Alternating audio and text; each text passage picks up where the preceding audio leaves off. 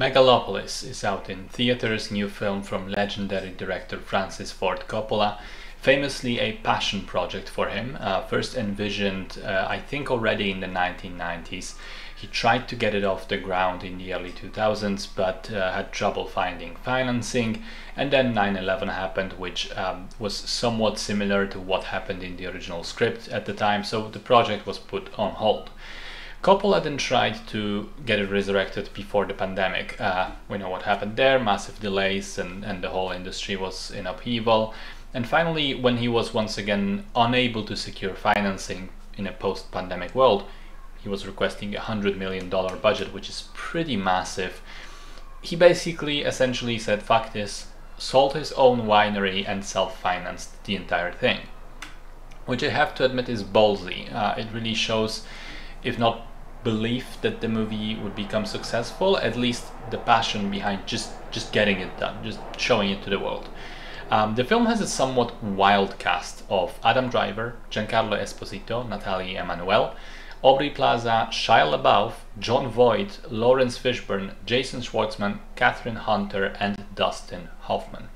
The movie is a 2.5-hour long epic taking place in a sort of alternate present or close future in a city which is clearly New York, but in this movie called New Rome, and everyone in it is sort of obsessed with resurrecting the ancient Rome aesthetic. The clothes, the names of characters, the various elements of design and events depicted have solid roots in that particular part of history.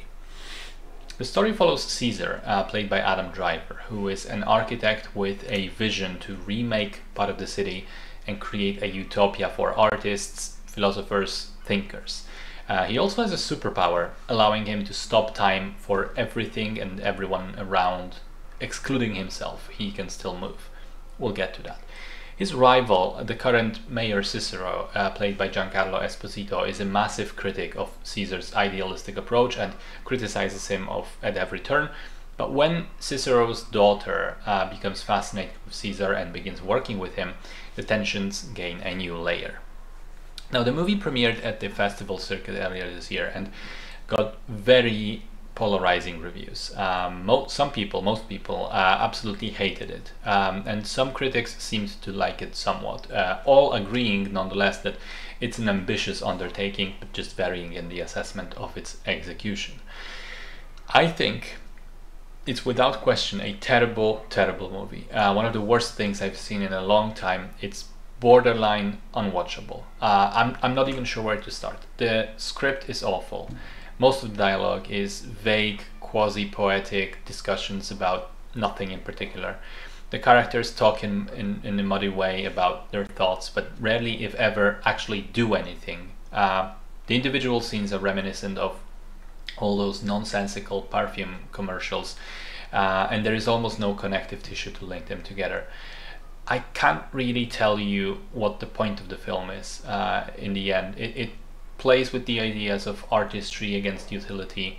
It's probably partly autobiographical in terms of depicting Caesar as struggling with his works and achieving greatness. It's kind of about debauchery and corruption that brings an end to empires, in this case America. There's a thinly veiled Trump metaphor with Shia LaBeouf character, but it's all just so messy and chaotic and incomprehensible that you get bored watching it. The whole time stop thing is baffling because it doesn't seem to have any impact on the plot. Similarly, there's a new sort of new material invented by Caesar, and there are pieces of dialogue about its negative impact and consequences, but we're never really shown any. There's a subplot with a Soviet satellite threatening to crash down on the city, and then it just sort of disappears from the film. Dustin Hoffman disappears from the movie in an almost comical way.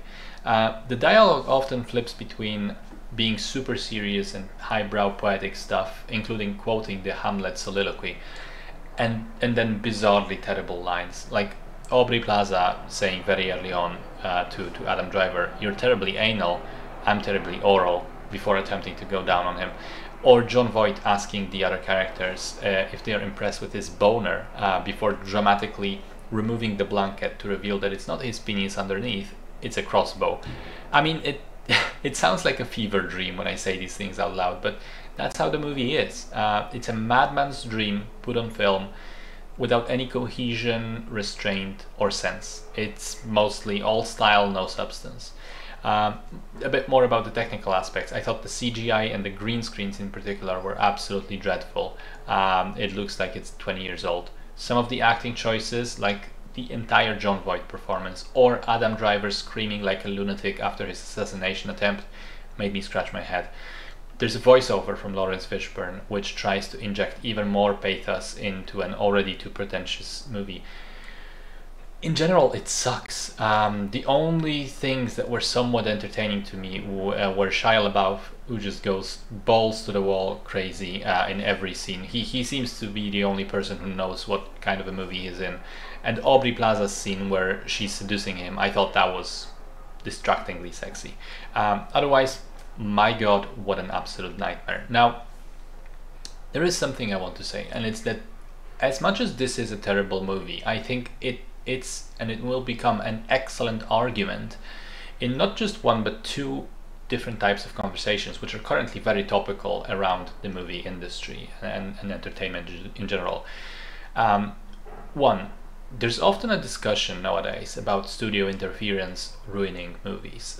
Producers coming in and messing with the director's vision, changing things, and as a result making bad movies.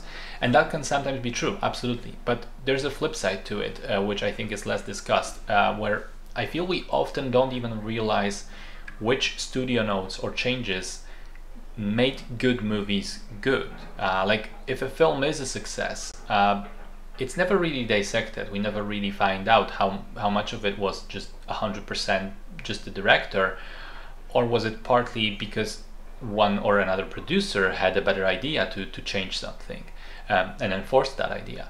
And Megalopolis is a fantastic example of an unrestrained director operating with nobody to say no to him, with no oversight, which I think is an interesting thought experiment. What if this was a studio movie and the auteur director didn't have full control over it?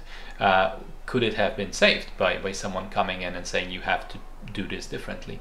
Or maybe we just have to accept that if you're giving creative control, sometimes the results will be shit. Sometimes the artist doesn't make good art. And secondly, because I mentioned two types of conversations, secondly, there's a lot of discourse these days on how Hollywood especially has become largely uniform in terms of its creative output, how they invest in safe studio movies which are focus tested to death and all have become this sort of uninteresting, unadventurous slop. Marvel, Star Wars, Fast and Furious, Jurassic World, all the sort of mainstream entertainment has definitely gravitated towards making mediocre, safe movies that will make a lot of money because they cater to the lowest common denominator. And so we lament the slow death of auteur films and independent cinema that we've seen in the 1970s and 1990s. Well, from now on, whenever someone says these things in my presence, I'm going to ask them, have you seen Megalopolis in theaters? Because if not, you lose the right to complain. Because the only way independent cinema will survive, will be financed and made, is if someone goes to see it and pays for the ticket. The more you ignore independent movies, and this is one, the less profitable they become, and the less they are going to be made in the future. And sure, Megalopolis is a fantastic example of a movie being bad, so I'm sure part of its terrible theater run so far has been people seeing the reviews, seeing the scores, and just not wanting to waste their time. And as much as I can understand the general audiences, as much as, you know, if I would argue that if you're a true cinephile, if you consider yourself a true cinephile, cinema enthusiast, and want to keep the indie scene alive, you have to support these endeavors, quality notwithstanding. If the movie is bad, you know, see it anyway, think about why it was bad, take something out of it, make your own mind, but try to support the fact that it was made in the first place and that it isn't just another Avengers film, that someone is trying to make something interesting, even if, as in this case, the result is a complete and utter disaster.